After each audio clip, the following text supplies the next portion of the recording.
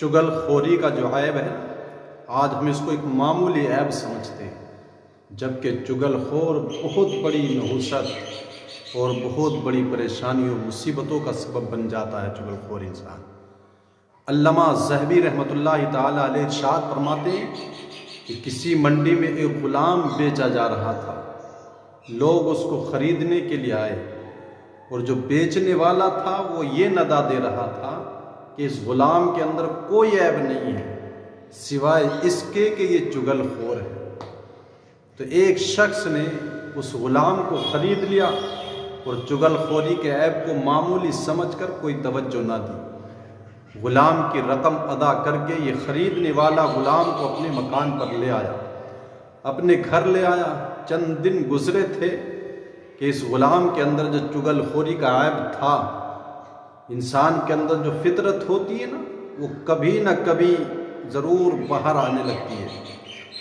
تو اس چگل خور غلام نے اپنے آقا کی بیوی سے کہا، تمہیں کچھ پتہ ہے کہ تمہارے شوہر دوسری عورت سے دل لگا بیٹھے اور وہ کسی اور عورت سے شادی رچانے والے ہیں، خالص تم سے پیار نہیں کسی اور عورت سے بھی پیار کرتے ہیں۔ اس نے کہا، تیرے پاس اس کی کیا ثبوت ہے، کیا دلیل ہے؟ تو اس نے کہا، ایسے کرو، اگر تم چاہتی ہو کہ وہ تمہیں سے پیار اور محبت کرے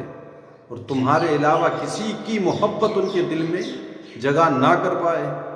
تو رات کو جب وہ سونے کے لیے بستر پر لیٹے تو سوتے وقت اس کی داڑھی کے نیچے سے اس طرح سے چند بال کاٹ کر اپنے پاس رکھ لینا۔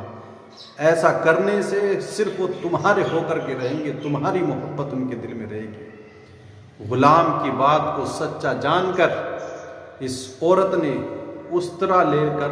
اپنے شوہر کے پاس جانے کا ارادہ کر لیا۔ غلام وہاں سے نکلا، آقا کے پاس پہنچا،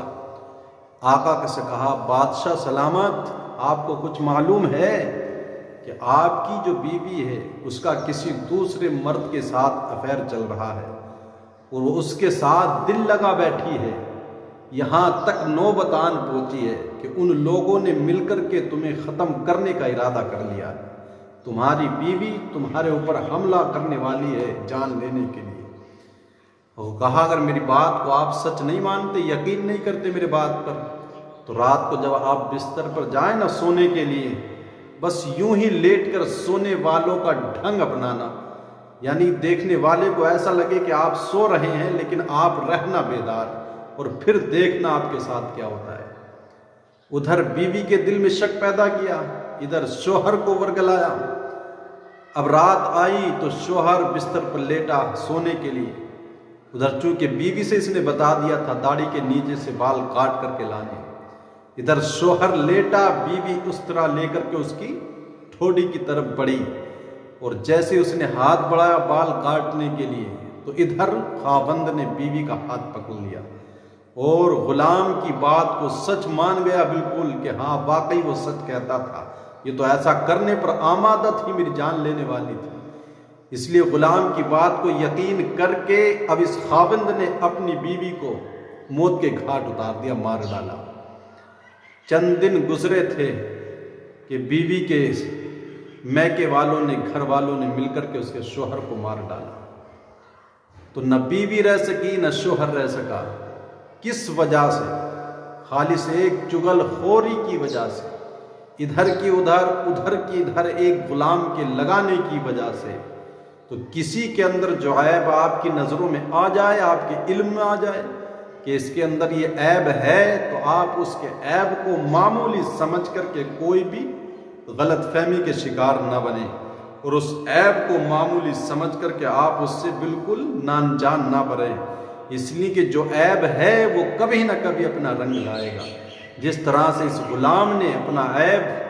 ظاہر کیا، دونوں میاں بیویوں کے درمیان میں کتنی تفریق پیدا کر دی، وسوسے اور جو ہے تو بدگمانیاں پیدا کر دی۔ شوہر نے بیوی کو قتل کر دیا، وہ آئی تھی کس لیے؟ بال کاٹنے کے لیے، لیکن اس نے کہہ دیا کہ وہ تجھے مارنے والی ہے، اور پھر اس کے پاداش، اس کے بدلے میں اس کے میکے والوں نے اس کے شوہر کو مار ڈالا۔ تو اللہ سے دعا کریں اللہ ہمیں چگل خوری سے بچائے اور دوسرے لوگوں کو بھی بچانے کی کوشش کریں، خود بھی اس چیز سے بچتے رہیں۔ اللہ ان تمام جیسی بیماریوں سے ہم سب کی حفاظت فرمائے۔